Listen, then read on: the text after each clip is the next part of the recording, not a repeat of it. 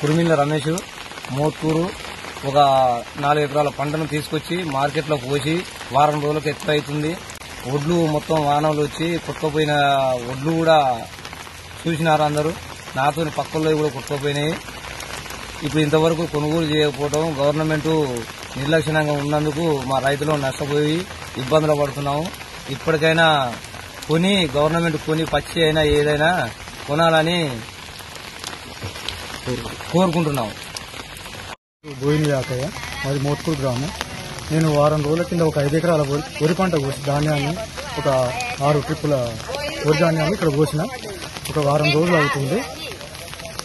కానీ ఈ తడిసిన ధాన్యాన్ని కూడా ప్రభుత్వం కొనుగోలు చేయాలని, అలాగే ఈ కొనుగోలు కేంద్రానికి తొందరలో ప్రారంభించాలని మా రైతుల తరఫున నేను కోరుకుంటున్నాను. మాతో పాటు చాలా మంది ఇక్కడ రైతులు ఒక 50-60 బస్తాలు మోరీలో పోయినాయి. ఇవన్నీ మా పంట నష్టం ఏదన్నా నష్టపరిహారం చెల్లించినా కానీ మాకు ఆదుకున్న వారు రైతులని ప్రభుత్వాన్ని